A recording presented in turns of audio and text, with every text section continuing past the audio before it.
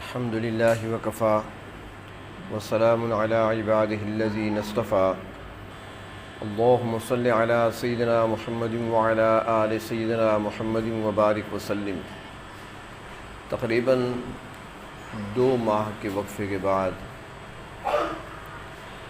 آج کچھ کہنے اور سننے کے لیے اور اللہ رب العزت کا ذکر کرنے کے لیے سوموار کی اس ہفتہ وار مجلس میں ہم حاضر ہیں۔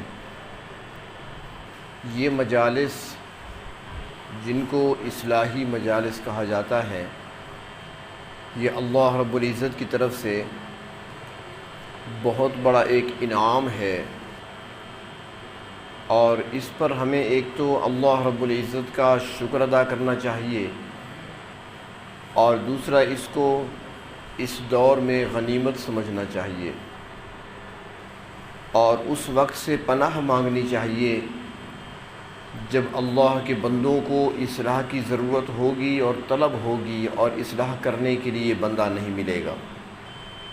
اصلاحی مجالس میں جو بات ہوتی ہے، جو گفتگو ہوتی ہے، وہ خالصتاً اللہ کی رضا کے لیے ہوتی ہے،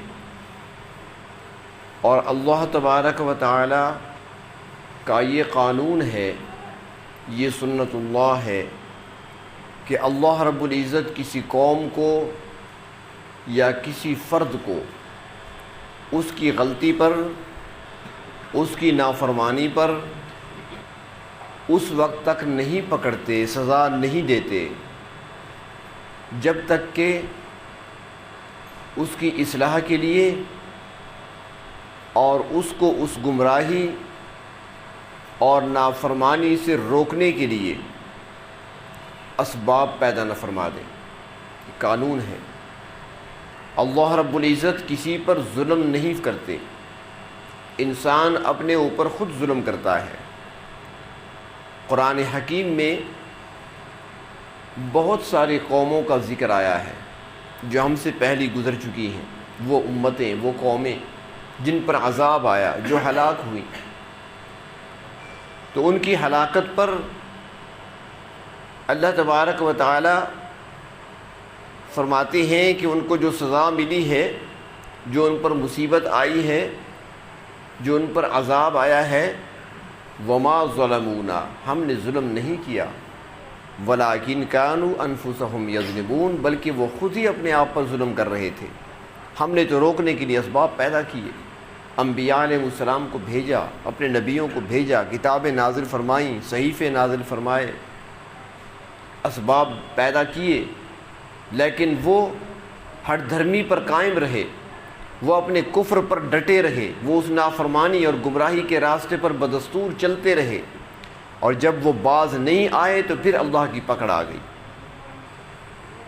اور قرآن حکیم میں ایک مقام پہ اللہ تبارک و تعالیٰ فرماتی ہیں کہ ہم کسی قوم کو ہلاک نہیں کرتے اس وقت تک جب تک کہ ان کے پاس ڈرانے والا نہ بھیجیں، یعنی ان کے انجام، برے انجام سے ان کو ڈرانا کہ جس راستے پر تم چل رہے ہو، جو راستہ تم نے اختیار کیا ہے، اس راستے میں رسوائی ہے، اس راستے میں ذلت ہے، اس میں خواری ہے، اس میں بدنامی ہے، اس میں اللہ رب العزت کی پکڑ آتی ہے، اللہ کی طرف سے سزا ملتی ہے، اور پھر آخرت میں عذاب ہے، ڈرایا جاتا ہے، اور بار بار ڈرایا جاتا ہے۔ اور جب کوئی پھر بھی باز نہیں آتا، وہ مذاق سمجھتا ہے یا ڈرانے والے اور اصلاح کرنے والے کا مذاق اڑاتا ہے، تو پھر اللہ رب العزت کی پکڑ آیا کرتی ہے۔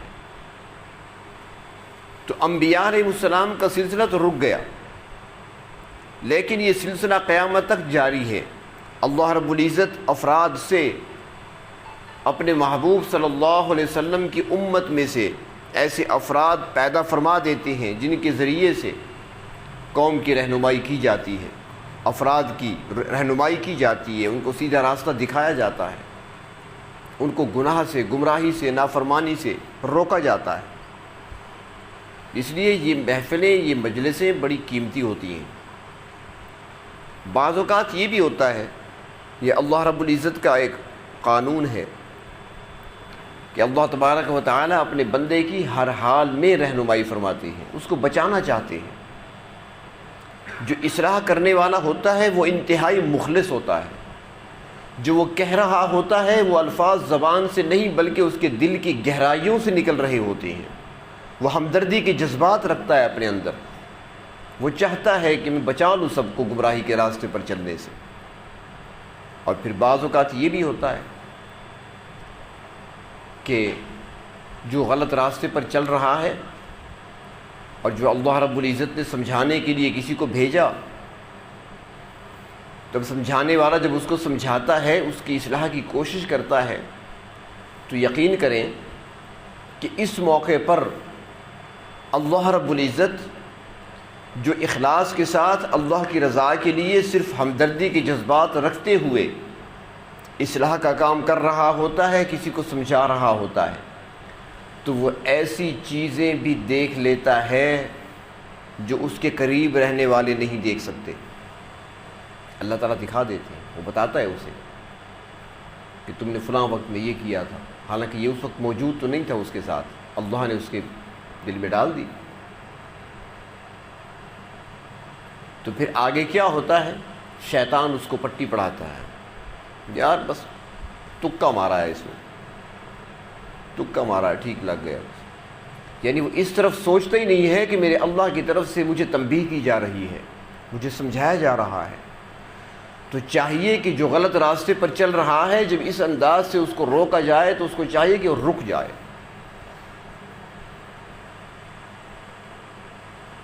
اور اس میں اس بات کی بھی احتیاط ہوتی ہے کہ کوشش یہ ہونی چاہیے کہ اصلاح کرنے والا مایوس نہ ہو جائے، اصلاح کرنے سے مایوس نہ ہو جائے کہ اللہ اب ان کو خود سنبھال لیجئے، میں بہت سمجھا چکا، میں بہت محنت کر چکا. ڈرایا بھی صحیح ان کو، انجام بد سے بھی ڈرایا، ان کو آخرت کے عذاب سے بھی ڈرایا. میں نے رک جانے کی صورت میں نعمتیں بھی یاد دلائیں، لیکن اللہ کسی طریقے سے یہ نہیں مانتے، تو بس میں اب آپ کے سپرد کر رہا ہوں، چھوڑ رہا ہوں. جب وہ مایوس ہو کر یہ الفاظ کہتا ہے تو پھر اللہ کی پکڑ آیا کرتی ہے. کسی بھی امت پر اس وقت تک عذاب نہیں آیا جب تک نبی ان کے اندر موجود رہے. جب بھی کسی امت پر عذاب آیا ہے، پہلے وہاں سے مایوس ہو کر نبی نکلے ہیں. جب نبی وہاں سے نکل جاتے ہیں تو پھر قوم پر پکڑ آتی ہے. لوط علیہ السلام کو دیکھ لیں، حضرت نوح علیہ السلام کو دیکھیں، کشتی میں سوار ہو گئے، چھوڑ دیا قوم. لا تذر علی الارض من الکافرین دیارا، اللہ مایوس ہو چکا ہوں، اب ایک کافر کو بھی زندہ نہ چھوڑ، ایک بھی نہیں بچا. اس طرح باقی انبیاء علیہ السلام، یہاں تک کہ جناب نبی اکرم صلی اللہ علیہ وسلم بھی 13 سال تک مشقت کی زندگی گزارنے کے بعد جب مکہ مکرمہ چھوڑ کر نکل گئے، تو پھر اگلے سال کیا ہوا ابو جہل کے ساتھ، کیا ہوا عتبہ اور شیبہ کے ساتھ. سب کی لاشیں میدان میں پڑی ہوئی تھی. وہ بچے ہوئے تھے تو اس لیے بچے ہوئے تھے کہ ان کے اندر اللہ کے نبی موجود تھے. اللہ کے نبی وہاں سے چل پڑے، پیچھے ان پر پکڑ آ گئی. تو اصلاح کرنے والے کو مایوس نہیں کرنا چاہیے، مایوسی کی حد تک نہیں لے جانا چاہیے. اور بعض اوقات ایسے بھی ہوتا ہے کہ اس قسم کی اصلاحی مجلس میں کوئی ایسی بات بھی کہہ دی جاتی ہے جو سمجھنے والوں کو اس وقت سمجھ نہیں آ رہی ہوتی. وہ سمجھتے ہیں کہ ایسی بات کر گیا. وہ ہمارے یہاں سرائکی میں کہتے ہیں نا کہ تک نہیں بڑھتا، بے تک کی سی بات ہوتی ہے. لیکن ایسے مجالس میں ہونے والی ہر بات کو توجہ سے سننا اور اس کو یاد رکھنا یہ ضروری ہے. جو بات بھی ہو اس کو یاد رکھنا کہ یہ بات جو آ گئی ہے ایسے نہیں آ گئی. یقین کریے یہ ممبر، یہ مسند جو ہے نبی کی وراثت ہے، اور یہاں پر بہت ساری باتیں ایسی ہوتی ہیں جو اللہ والے بیٹھتے ہیں مسند پر یا علماء بیٹھتے ہیں ممبر پر، اور جو وہ کہتے ہیں یہ ضروری نہیں ہوتا کہ وہ تیاری کر کے آئے ہیں، کتابیں پڑھ کے آئے ہیں، بیان کریں گے. ضروری نہیں ہوتا.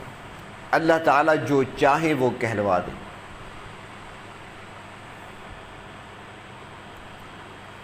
مثال کے طور پر مفتی عبد الماجد صاحب بیٹھے ہیں. ایک مرتبہ سفر پہ گئے ہم, جلسہ تھا کبیر والا ربیع الاول میں, تو رات کا جلسہ تھا اور صبح کا درس دینا تھا دوسری مسجد میں. تو انہوں نے بتایا, چونکہ وہاں پڑھتے رہے ہیں, انہوں نے بتایا اس مسجد میں علماء اور طلباء کی کثرت ہوتی ہے, طالب علم بھی بڑے ہوتے ہیں, کوئی دور حدیث کا طالب علم ہے تو کوئی تفسیر پڑھ رہا ہے, تو اس کے لیے اب علمی گفتگو کچھ ہونی چاہیے, کچھ کام کی بات ہونی چاہیے. تو یہاں سے ایک خاکہ تیار کیا, سوچا کہ صبح کا درس جو ہے وہ کس عنوان پہ دیں. تو انہیں میں نے بتایا, میں نے کہا یہ عنوان میں نے سوچا ہے صبح کے درس کے لیے. انہوں نے کہا ٹھیک ہے. تفسیر میں اپنے ساتھ لے گیا, چونکہ میرا ڈرائیور تو یہی تھے نا, ان کے آگے رکھی ہوئی تھی, یاد ہوگا ان کو. تفسیر میں ساتھ لے گیا, راستے میں اس کو دیکھتا رہا. وہاں پہنچے, رات کو جلسہ ختم ہوا, واپس مدرسے میں آئے, کمرے میں مہمان خانے میں کھانا وغیرہ کھا کر. تو اس وقت بھی میں نے تھوڑا سا اس کی ورگردانی کی, دیکھا کہ صبح میں نے درس دینا ہے. صبح جب نماز کے لیے جانے لگے تو اس وقت بھی میں نے تفسیر کو دوبارہ دیکھا, آج درس دینا ہے. مفتی صاحب بیٹھے ہیں, گواہ ہیں. جب وہاں پہنچے اور قاری صاحب نے نماز پڑھائی تو پہلی رکعت میں سورۃ عبس پڑھی اور دوسرے میں سورۃ طارق پڑھی. تو پہلی رکعت میں سورۃ عبس میں پڑھا فَلْيَنْظُرِ الْإِنسَانُ إِلَىٰ طَعَامِهِ, بس انسان کو چاہیے کہ وہ اپنے کھانے کو ذرا دیکھ لے کہ ہم نے اس کے لیے کیا کیا بنایا ہے. اور دوسری رکعت میں سورۃ طارق پڑھی اور اس میں تھا فَلْيَنْظُرِ الْإِنسَانُ مِمَّا خُلِقَ, انسان کو چاہیے کہ وہ دیکھے کہ اس کو کیسے پیدا کیا گیا, کس چیز سے پیدا کیا گیا. نماز میں امام کے پیچھے جب یہ سنا نا, تو اب نماز کے اندر ہی عنوان بدل گیا. اب کتنی تیاری کی ہوئی تھی, کتنے کتابوں کو دیکھ کر آ رہا ہوں, کتاب مطالعہ تھا, لیکن جب ممبر پہ بیٹھا درس کے لیے تو یہی دو آیتیں میں نے پڑھ دی اور درس سارا اسی پہ ہوا. پتہ نہیں عنوان کون سا تیار کیا تھا, مجھے یاد نہیں کرتا. سورۃ مزمل تیار کی تھی کہ اس میں جو ہدایات دی گئی ہیں اسی پر بات ہوگی, لیکن کہاں وہ ہدایات اور کہاں یہ بات مختلف ہے. تو یہ ممبر پر مسند پر انسان کے اپنے بس میں نہیں ہوتا. یاد رکھیں, جب بھی کوئی عالم, اللہ کا خالص بندہ, اللہ کی رضا کے لیے ہمدردی کی جذبات رکھتے ہوئے ممبر پہ بیٹھتا ہے, یا جب بھی کوئی اصلاح کی نیت سے مسند پہ بیٹھتا ہے, تو پھر جو وہ کہتا ہے بہت ساری باتیں ایسی ہوتی ہیں وہ کہتا نہیں, اس سے کہلوائی جاتی ہے, ذہن میں نہیں ہوتی, کہلوا دی جاتی ہے. تو اس لیے اصلاحی مجالس میں جو گفتگو ہو اس کو توجہ سے سننا اور اس کو یاد رکھنا ضروری ہے. اس کی ایک مثال عرض کرتا ہوں. علماء نے لکھا ہے کہ ایک اللہ کے ولی, اللہ کے نیک بندے اپنے مریدوں کے ساتھ بیٹھے ہوئے تھے. یوں سمجھے اصلاحی مجلس تھی, جس طرح ہم بیٹھے ہوئے ہیں, بات ہو رہی تھی. دوران گفتگو وہ اللہ کے ولی اپنے مریدوں سے کہنے لگے کہ میری بات ایک یاد رکھنا, ہاتھی کا گوشت نہ کھانا, ہاتھی کا گوشت نہ کھانا. سب ایک دوسرے کی طرف دیکھنے لگے, حضرت کو کیا ہو گیا, ہاتھی کا گوشت کون کھاتا ہے بھائی, ہاتھی کا گوشت ملتا کہاں ہے. چلو بھائی, لوگ گدھے تو کھلا دیتے ہیں, کتے کھلا دیتے ہیں, مل جاتے ہیں, ہاتھی کون کھلاتا ہے ہمیں. لیکن خاموش ہیں سارے. یہ کیوں کہہ دیا, بس کہہ دیا. وقت گزرتا رہا, کئی سال گزر گئے. کئی سالوں بعد اس اللہ کے ولی کے مریدوں میں سے 4-5 مرید سفر پہ روانہ ہوئے. دوست تھے, اکٹھے تھے, روانہ ہو گئے. چلتے چلتے ایک جنگل میں جا نکلے. جب جنگل میں پہنچے تو راستہ بھول گئے. جنگل میں آگے بڑھتے چلے گئے. جو کھانا تھا وہ ختم ہو چکا تھا. انہوں نے سمجھا تھا آگے آبادی ہوگی, وہاں پر کچھ کھائیں گے, کچھ خریدیں گے. یہاں آبادی کہاں, یا تو جنگل ہے, اور جنگل میں ساری جھاڑیاں ہیں, کھانے کے لیے کوئی ایسی چیز بھی نہیں جو کھائی جائے, کوئی پھل بھی نہیں ہے. اب بھوک کی وجہ سے انتہائی نڈھال ہو گئے. عصر کا وقت ہو گیا, نڈھال ہیں بھوک کی وجہ سے. اب کچھ اندر جائے تو مزید طاقت ہو چلنے کی. اب تو چلنا بھی 2 بھر ہو گیا, نہیں چلا جا رہا, جسم میں طاقت اور قوت توانائی باقی نہیں رہی. ابھی اسی پریشانی کے عالم میں تھے کہ ہاتھی کا ایک چھوٹا سا بچہ نظر آ گیا. تو وہ کہنے لگے دوست یار اور تو کچھ نہیں ہے، آؤ اسے ذبح کرتے ہیں، بھون کر اسے ہی کھاتے ہیں۔ ان میں سے ایک کہنے لگا کہ تمہیں یاد ہو یا نہ ہو مجھے یاد ہے حضرت نے ایک مرتبہ فرمایا تھا بیان میں اصلاحی مجلس میں کہ ہاتھی کا گوشت نہیں کھانا، شاید کہ اس موقع کے لیے فرمایا تھا، وہ کئی سال پہلے کی بات ہے۔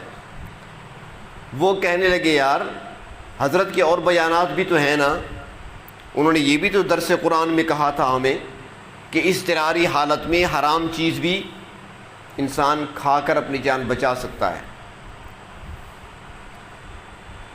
حرام چیز تو حرام چیز میں بہت ساری چیزیں حرام ہیں، انسان پیاس سے مر رہا ہے تو 2 گھونٹ شراب کے لے کر وہ اپنی جان بچا سکتا ہے۔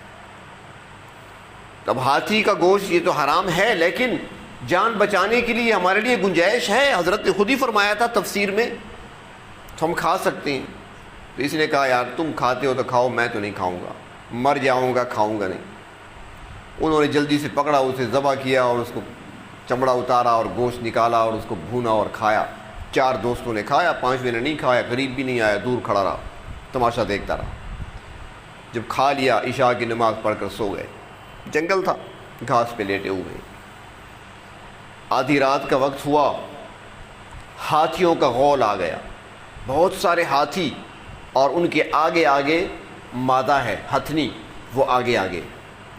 جب وہاں آئی تو ہتھنی نے اپنے بچے کو ذبح ہوئے دیکھ لیا، ذبح ہوا پڑا ہے، چمڑا پڑا ہے، گوشت اس کا کاٹا گیا ہے، کھایا جا چکا ہے۔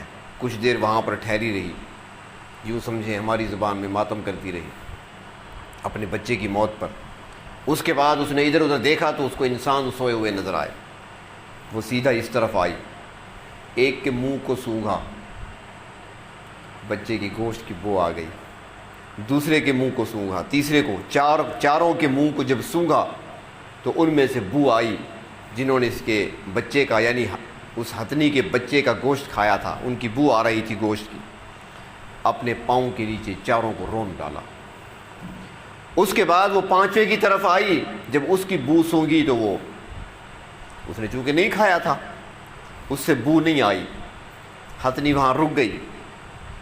اللہ نے شعور تو دیا ہے نا، ہتھنی سمجھ گئی کہ یہ بھوکے تھے لیکن وہ ظالم تھے، میرے بچے کو، معصوم بچے کو ذبح کر کے کھا گئے، لیکن یہ بھی بھوکا ہے لیکن اس نے میرے بچے کو کچھ نہیں کہا، لہٰذا اس نے احسان کیا ہے تو مجھے بھی چاہیے کہ احسان کروں اس کے ساتھ، اور یہ ہے تو بھوکا۔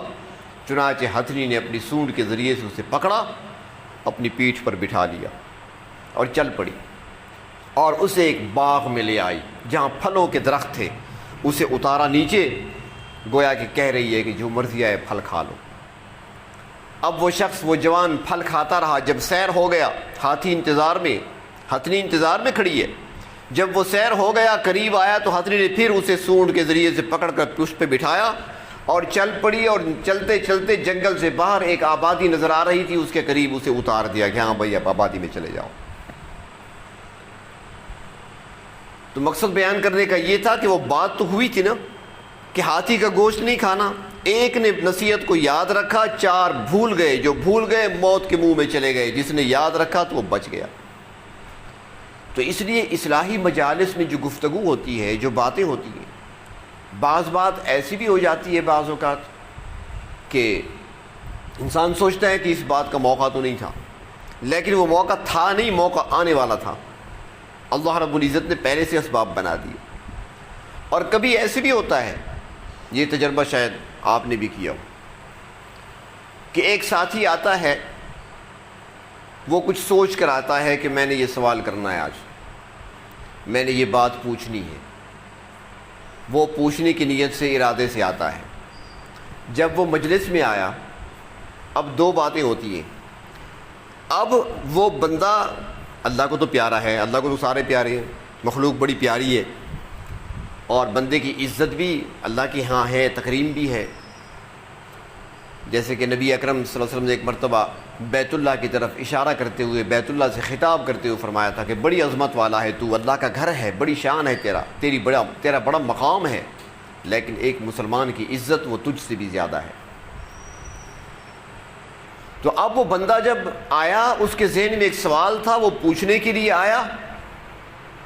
اب 2 باتیں تھیں، ایک بات تو یہ، اگر وہ سوال کرتا ہے وہ سوال اس قسم کا ہے کہ اگر وہ پوچھتا ہے تو جو ساتھ بیٹھے ہوئے ہیں وہ سنیں گے تو اس پہ ہنسنے لگیں گے، یہ کیا کہہ رہا ہے، یا کہ یہ کیا پوچھ رہا ہے، یہ پوچھنے کی بات ہے، اس کا مذاق اڑائیں گے، بات کچھ ایسی ہے۔ تو اللہ تبارک و تعالیٰ اس کی عزت بھی بچانا چاہتے ہیں، لیکن اس کے ذہن میں جو سوال ہے اس کا جواب بھی اس کو ملنا چاہیے۔